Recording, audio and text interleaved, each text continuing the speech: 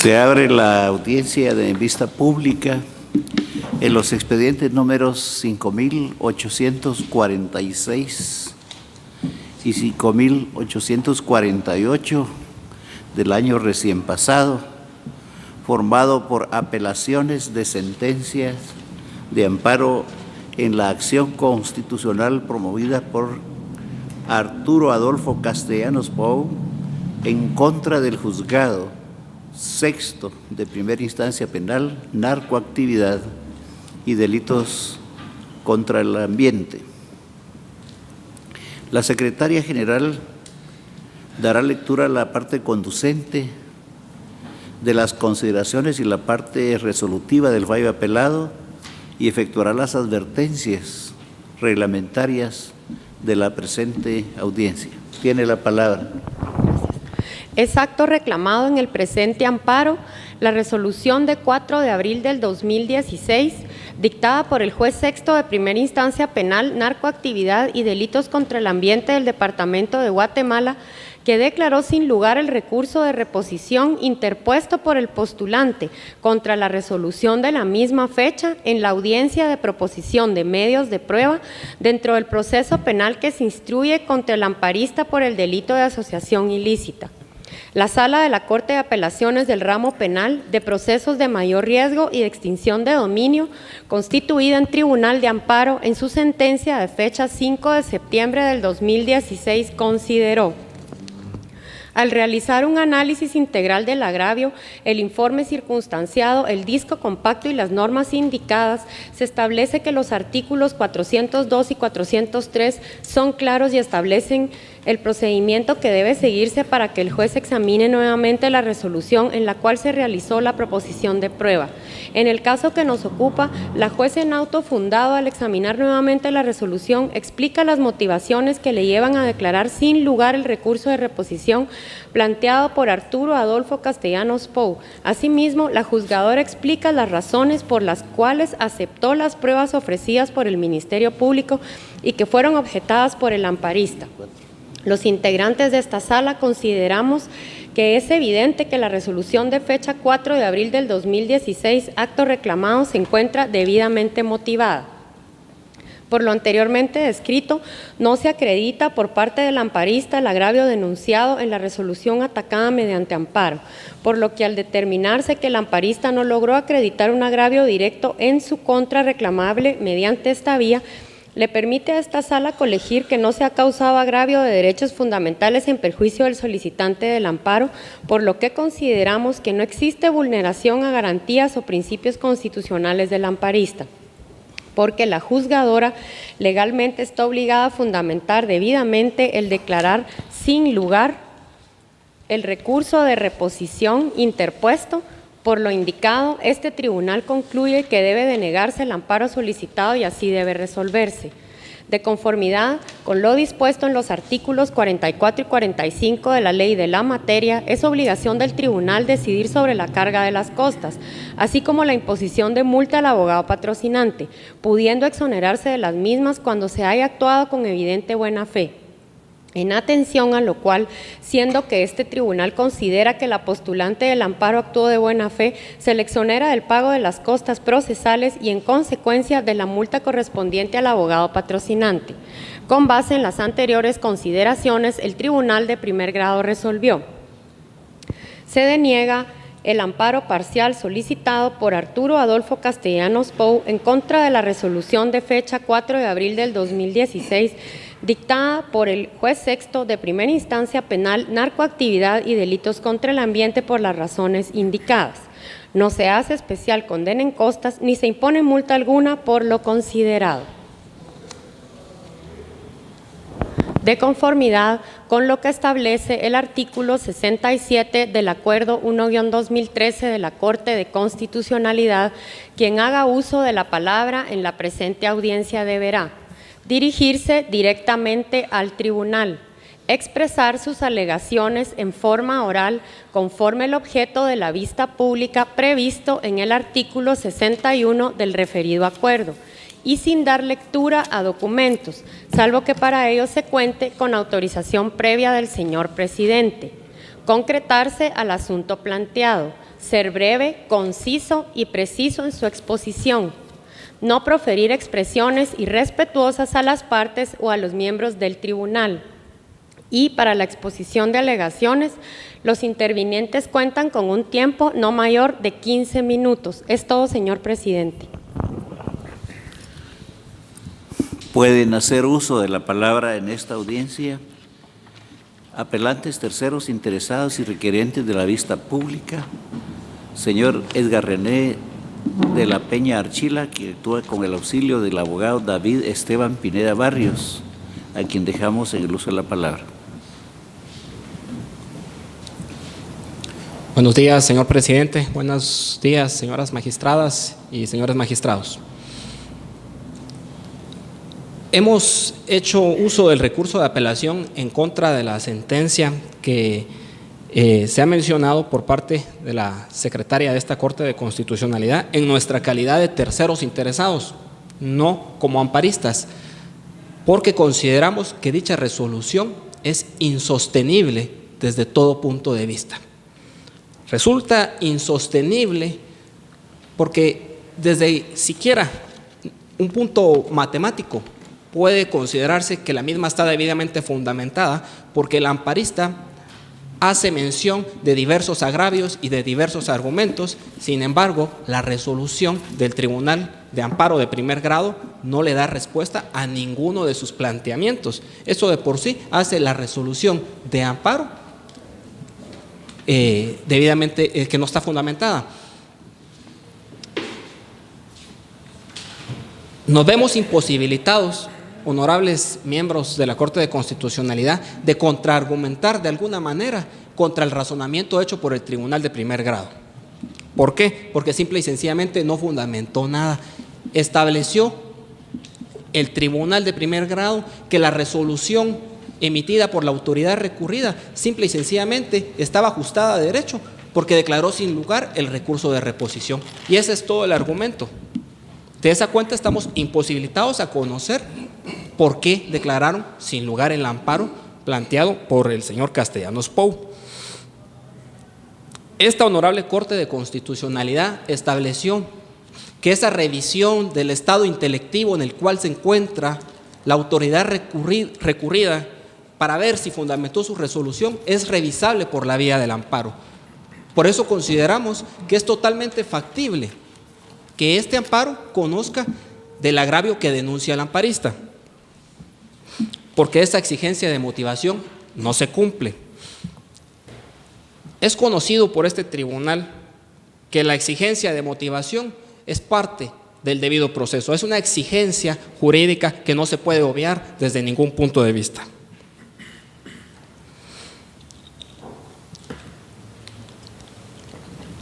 Ninguno de los terceros interesados, ni la Fiscalía de Asuntos Constitucionales del Ministerio Público, ni la Sala de la Corte de Apelaciones, que conoció como Tribunal de primer grado, logra desvanecer los argumentos planteados por el amparista. Sin embargo, cómodamente lo que hacen es ignorarlos. Por eso esa resolución no está debidamente fundamentada. Ahora quiero entrar a hablar de lo que es el agravio que denuncia el amparista y por qué al amparista sí le asiste la razón. Honorables magistrados, no basta con que la autoridad recurrida actúe en el ejercicio de sus funciones, sino debe de actuar en el correcto ejercicio de sus funciones. De ahí que argumentar que el amparo no es una instancia revisora se vuelve trillado cuando no se ataca el fondo del asunto, porque resulta fácil argumentar que se está utilizando el amparo como una instancia revisora para no entrar a conocer el agravio que la persona pueda estar denunciando. En lo personal, me he dado cuenta de que ninguno de los terceros interesados que a lo largo del trámite de este amparo se opusieron al mismo haya mencionado una innovación jurisprudencial de parte de esta honorable Corte de Constitucionalidad, pero yo debo de hacerlo. Esta Corte ha dicho que resulta prematuro el planteamiento del amparo en contra de la resolución del ofrecimiento de prueba.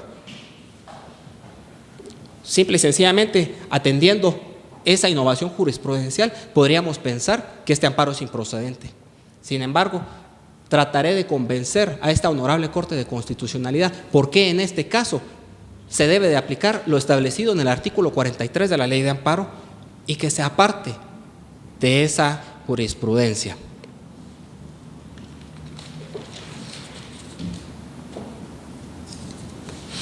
¿En qué consiste el agravio? ¿En qué consiste lo que se produjo por parte de la autoridad recurrida, honorables magistrados?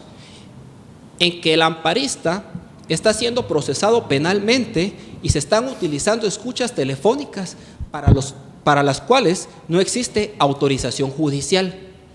El amparista simple y sencillamente exige la aplicación de los artículos 61, 62 y 63 de la Ley contra la Delincuencia Organizada.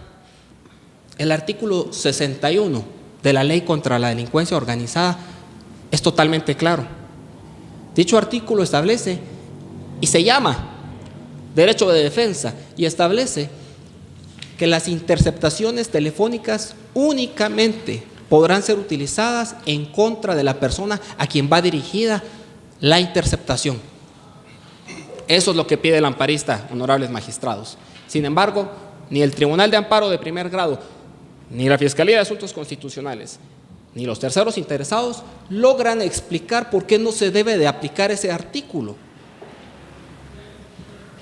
Se ha tratado de confundir en la jurisdicción ordinaria penal algo que se conoce como el hallazgo inevitable y han querido decir que cuando una persona se comunica con otra que está interceptada, simple y sencillamente eso es un hallazgo inevitable, pero están confundiendo en la jurisdicción ordinaria que el hallazgo inevitable no es un concepto ni una definición, sino es un trámite que establece la ley, que básicamente indica que cuando una tercera persona se comunica con un número interceptado, dice el artículo 63 que el fiscal debe de pedir una nueva autorización judicial. Eso es lo que el Ministerio Público no hizo en su oportunidad. Sin embargo, para nosotros eso violenta la esfera jurídica del amparista. Le solicito al señor presidente que me dé la oportunidad de darle lectura únicamente a 4 líneas de una doctrina de la cual me acompaño. Adelante. Señores magistrados, en el texto de las intervenciones telefónicas en el sistema penal de la autora Paola Casabianca Zuleta, nos indica que, de acuerdo con la mayoría de la doctrina, la ilicitud probatoria puede y debe ser abordada prontamente para evitar el efecto psicológico de la prueba ilícita, considerada como su efecto indirecto en el enjuiciamiento de los hechos, ya que si el juez la conoció, podrá valorarla inconscientemente. De ahí la importancia de la debida motivación de las sentencias, ya que esto obliga al juzgador a analizar y valorar una a una las pruebas que tuvo en cuenta para proferir la sentencia. En este mismo texto, honorables magistrados, Urbano Castrillo y Torres Morato consideran que existen situaciones en que la infracción ha sido grave cuando se trata de escuchas telefónicas.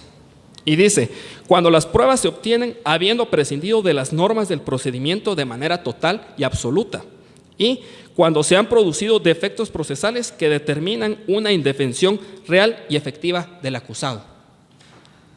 ¿Por qué se dan esos supuestos que la doctrina y la lógica le dan la razón al apelante? Existe una consideración fáctica que permite que este honorable tribunal se aparte de la jurisdicción, se aparte de la jurisprudencia. ¿Por qué? La afectación de utilizar una escucha telefónica ilegal en contra de una persona no se va a producir solo en el debate, sino es una afectación continua que se da desde el momento de su primera declaración, porque desde ahí, al no existir una autorización judicial, el juez empieza a contaminarse y se va contaminando a lo largo de todo el proceso y así llega a debate. Se está violentando el artículo 61 al no aplicarse. Eso lo hizo la autoridad recurrida. Pero, honorables magistrados, yo quiero explicar en qué consiste la afectación real en el derecho de defensa de una persona para quien no existe autorización judicial para la interceptación telefónica. Simple, honorables magistrados, cuando una persona es interceptada mediante orden de juez, se empiezan a grabar todas sus comunicaciones. El tiempo que dure la interceptación, si son 2 meses, si son 3 meses, se grabarán todas y cada una de sus llamadas, sus mensajes y hasta los mensajes de voz. De esa cuenta que esa persona tendrá 3,000, 5,000, hasta 10,000 escuchas telefónicas en su contra. Pero pretender ilegítimamente utilizar llamadas, escuchas telefónicas en contra de una persona que solo se comunicó una vez con ese número, le violenta su derecho de defensa, porque no está en un plano de igualdad con la persona que está interceptada. Ese es el caso del amparista.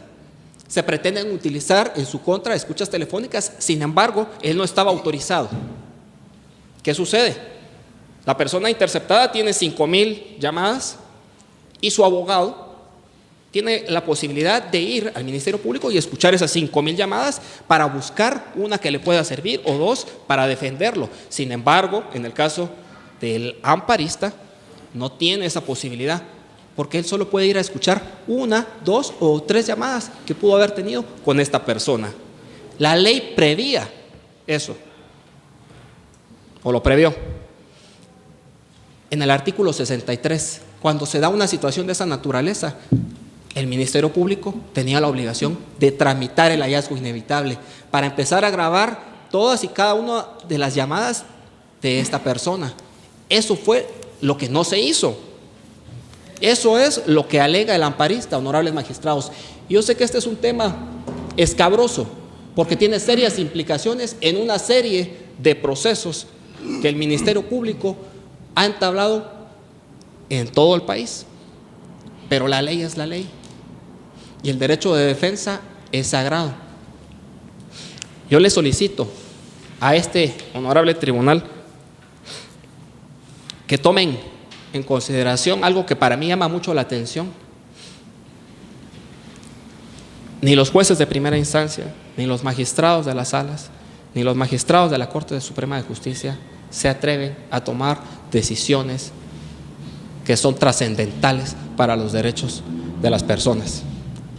Es esta Corte de Constitucionalidad el único faro jurídico que existe. Es lo último que le queda a los ciudadanos para poder acudir en amparo. Creemos que el amparo del señor Castellanos Pou no es prematuro. Creemos que es posible que se puedan apartar de esa jurisprudencia y entrar a reparar el agravio que se le viene produciendo a esta persona. El sistema jurídico guatemalteco se compara mucho con el tráfico vehicular. No hay orden, y eso es lo que sucede en la jurisdicción ordinaria. Nadie aplica la ley.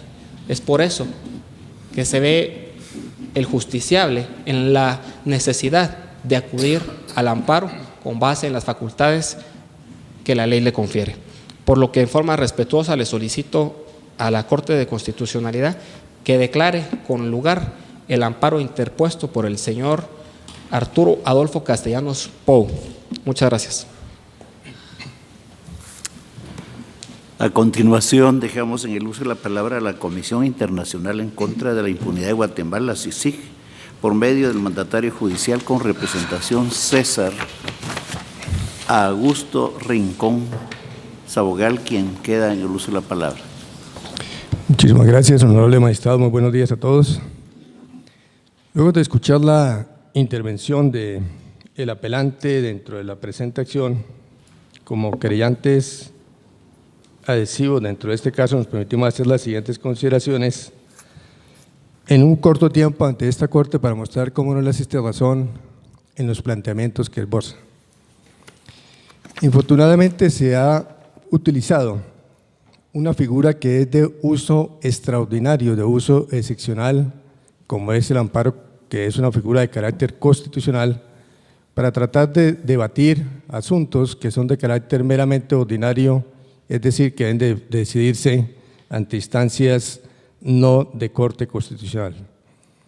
Ha sido una costumbre ese uso indebido del amparo. Esta Corte se ha pronunciado en diferentes y múltiples oportunidades y es jurisprudencia y doctrina de esta Corte cómo se hace un uso indebido de ese amparo y quiere constituirse a la Corte Constitucional como máxima garante de la Constitución en que se convierta en una instancia meramente revisora. La Corte Constitucional no podría entrar a hacer análisis donde valore las pruebas que están dentro de un proceso.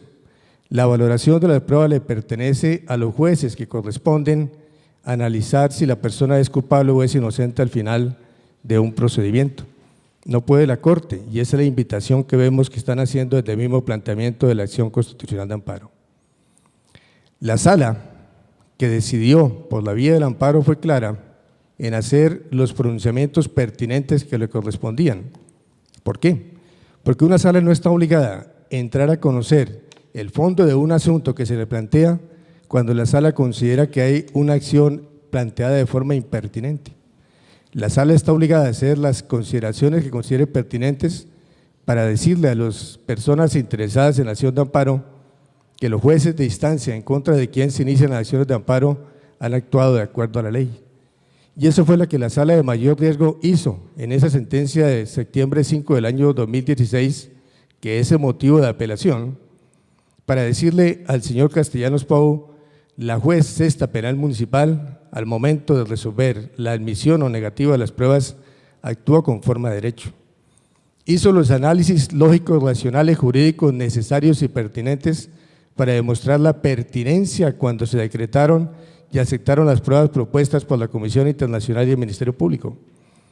Y le dijo también, la juez hizo los razonamientos lógicos, jurídicos necesarios para resolver el recurso de reposición interpuesto por el accionante en vía de amparo en el momento que esta persona lo planteó de forma oral y directa en el desarrollo de la audiencia.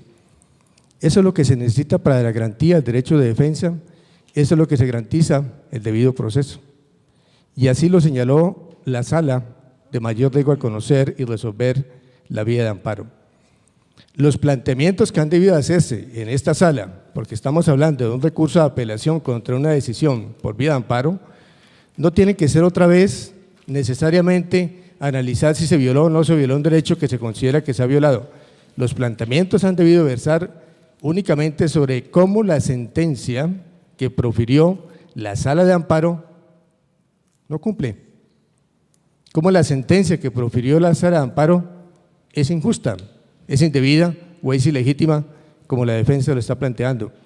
Pero vemos que aquí vienen a hacer otra serie de planteamientos que desconocen la realidad de hecho y de derecho, que no sería pertinente entrar ante esta honorable sala, ante esta honorable Corte Constitucional, a hacer análisis de los elementos probatorios del caso, porque no es competencia de esta sala entrar a analizar las pruebas específicas que están acompañando esa investigación.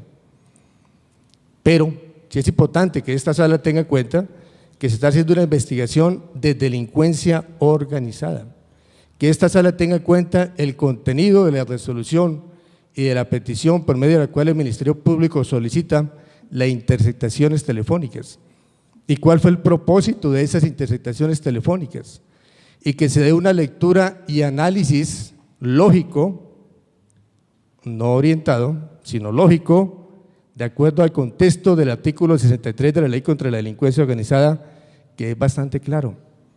Cuando la Ley contra la Delincuencia Organizada habla de los hallazgos inevitables que deben ser anunciados por el fiscal ante el juez, no está haciendo referencia a investigaciones contra la delincuencia organizada.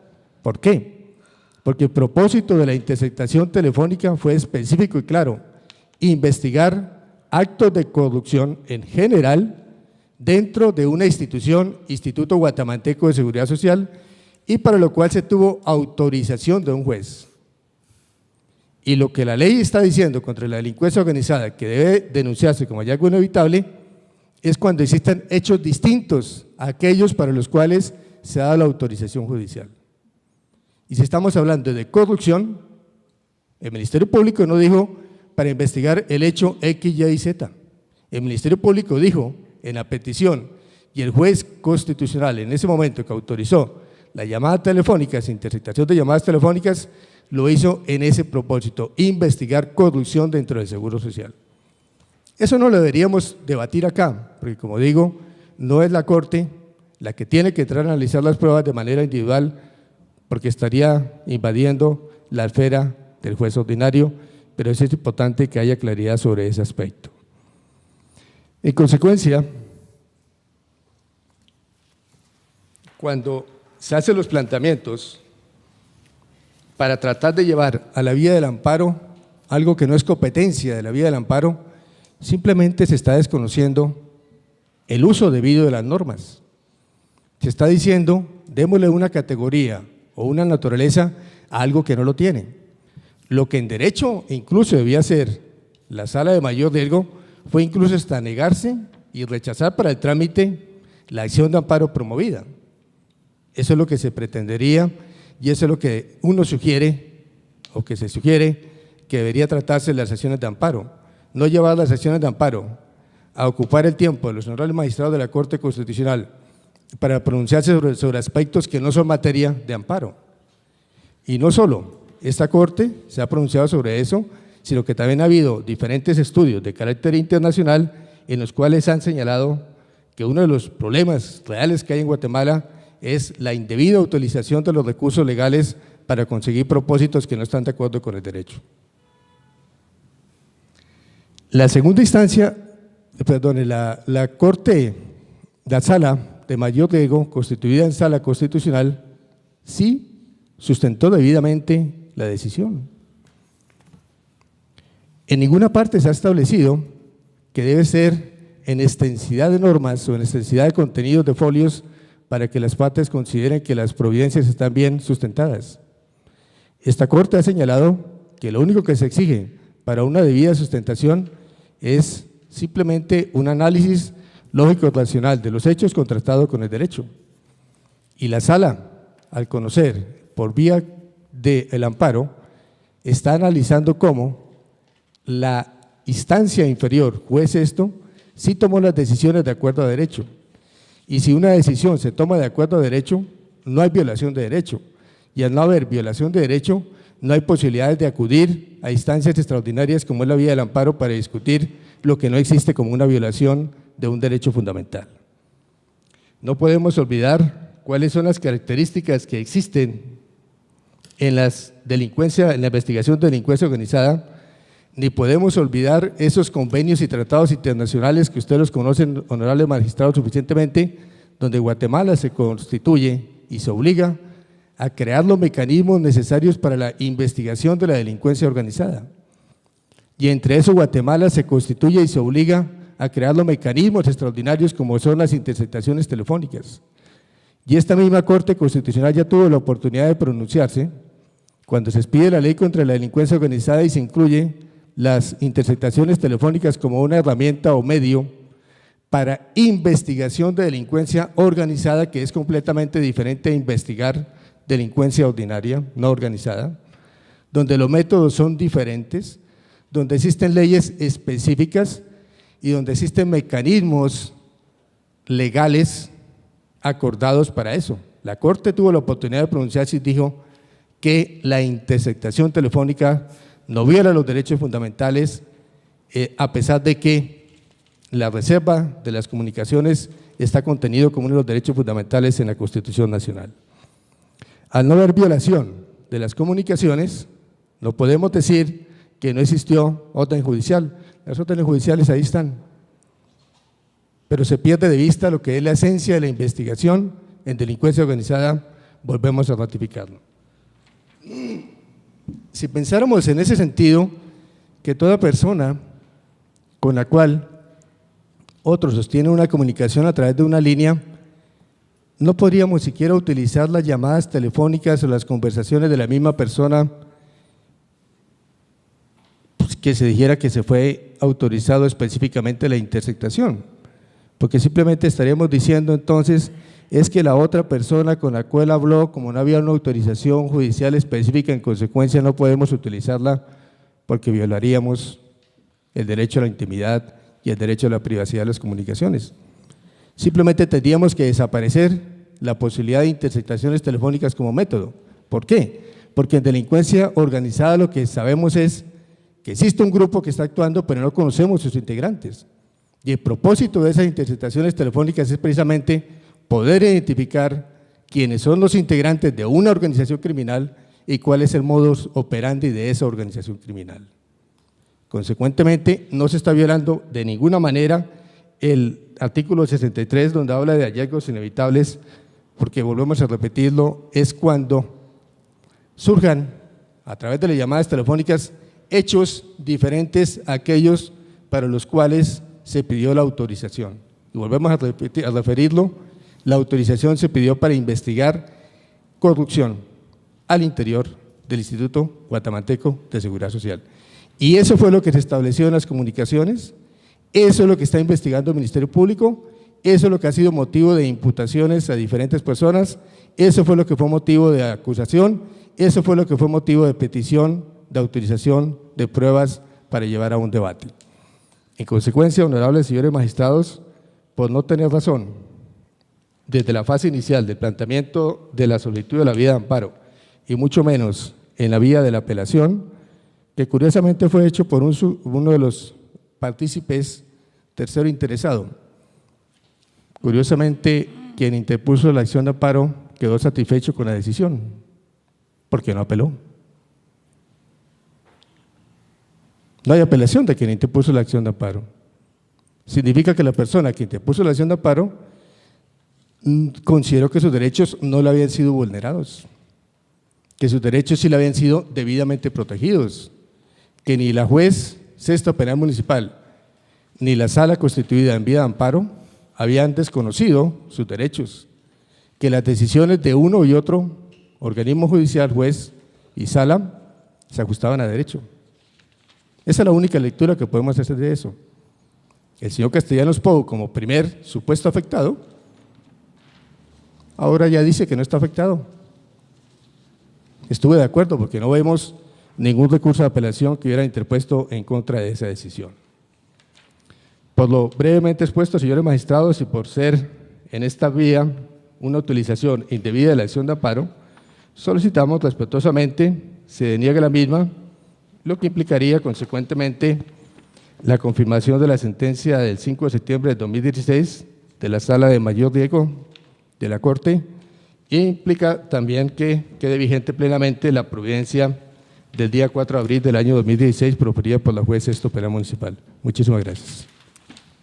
Dejamos en el uso de la palabra ahora al Ministerio Público, por medio de la agente fiscal, la abogada Hilda Toledo Barrios. Tiene el uso de la palabra. Muchas gracias, honorables magistrados de la Corte de Constitucionalidad. La Fiscalía de Asuntos Constitucionales comparece en el día de hoy señalado para la vista pública dentro del expediente identificado por ustedes con el número 5846 y 5848, ambos 2016, formados por apelación de sentencia que se promueve contra la sentencia de primera instancia emitida por la Sala de la Corte de Apelaciones del Ramo Penal de Procesos de Mayor Riesgo y de Extinción de Dominio, quien con fecha 5 de septiembre de 2016 decide denegar la protección constitucional solicitada. Señores magistrados, de la lectura de la resolución que hoy nos trae a vista pública, ustedes podrán establecer que en la misma se señala los argumentos presentados por el apelante. Posteriormente, la Sala hace un análisis de lo resuelto por la autoridad recurrida y determina que se encuentra debidamente fundamentada la resolución que constituye el acto reclamado. Esta es la resolución de fecha 4 de abril del 2016, emitida por la juez sexta de primera instancia del ramo penal, narcoactividad y delitos contra el ambiente, quien en esa fecha decide declarar sin lugar un recurso de apelación interpuesto por el ahora amparista. Indica la Sala al momento de resolver y cita el contenido de los artículos 402 y 403 del Código Procesal Penal, que son los que establecen la procedencia e interposición del recurso de reposición. Dentro de esta sentencia, señores magistrados, me voy a permitir leer escasas 3 líneas para fundamentar lo que posteriormente les indicaré. Dice: pues se reitera que dicha resolución está debidamente fundamentada por el hecho de haber resuelto el recurso de reposición sin lugar.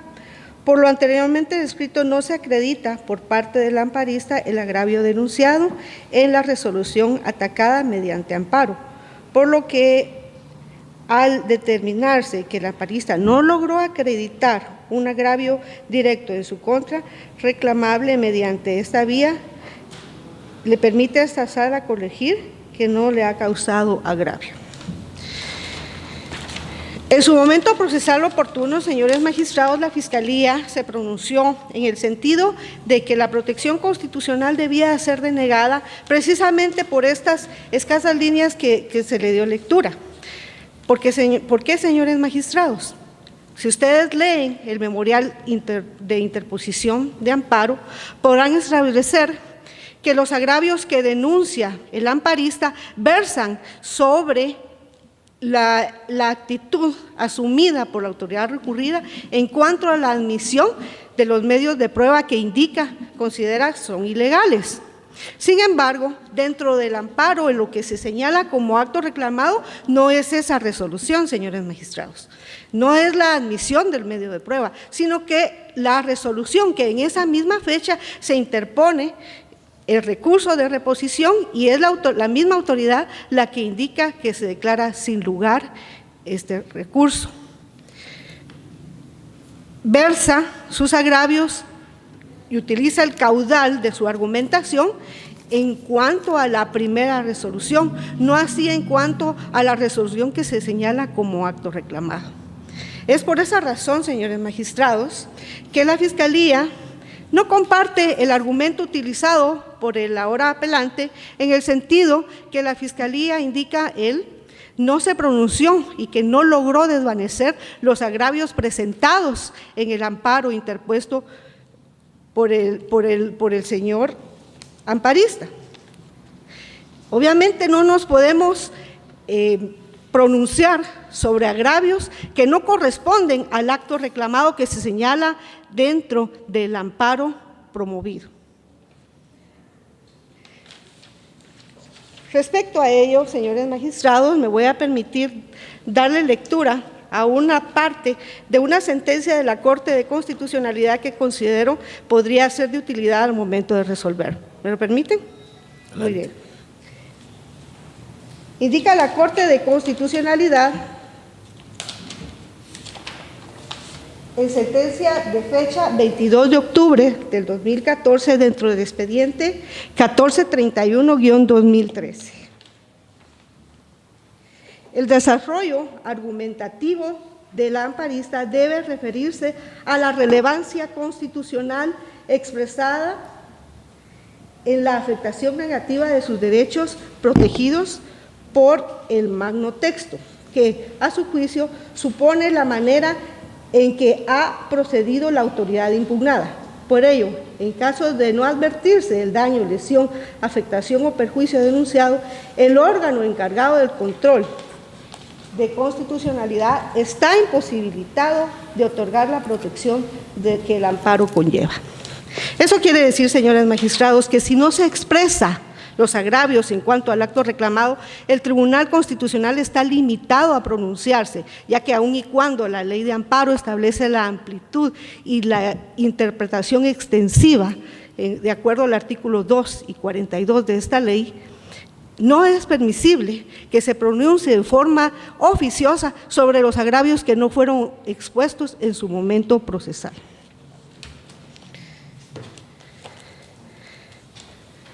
Sin embargo, señores magistrados, considera también oportuno señalar que no se puede utilizar el amparo como una instancia revisora. ¿Por qué se indica esto, señores magistrados? Como antecedente de este amparo, ya se indicó, se origina de una audiencia de ofrecimiento de prueba. De conformidad con el artículo 343 del Código Procesal Penal, Es en esa audiencia en donde el Ministerio Público, con sustento no solo en el artículo 5, 181, 183 y 309 del procesal penal, tiene la obligación de la averiguación de la verdad. ¿Y cómo lo va a hacer, señores magistrados? A través de practicar todos los medios de investigación pertinentes para establecer la posible comisión de un hecho delictivo. El artículo 243 es el que nos habla sobre la audiencia de ofrecimiento de prueba, oportunidad en la que todos los sujetos procesales tienen la capacidad para ofrecer medios de prueba y también, en su momento, oponerse a las pruebas ofrecidas por el Ministerio Público. Esa es la primera oposición. Y sin embargo, dice que también tiene la oportunidad de interponer recurso de reposición en caso de que no estén de acuerdo con la prueba admitida. Entonces, señores magistrados, el derecho de defensa y debido proceso en el presente caso no puede ser rebatido a través de una acción constitucional. El derecho de defensa y debido proceso ha sido resguardado por parte de la autoridad recurrida, que al momento de resolver utiliza una debida fundamentación de acuerdo a lo establecido en el artículo 11 bis del Código Procesal Penal. De esa cuenta, señores magistrados, con todo respeto, el Ministerio Público, a través de la Fiscalía de Asuntos Constitucionales, solicita que al momento de emitir su sentencia de segunda instancia, se confirme la sentencia de primera instancia en el sentido de declarar sin lugar el recurso de apelación interpuesto y denegar en forma definitiva la protección constitucional solicitada, únicamente. Se concluye la presente audiencia.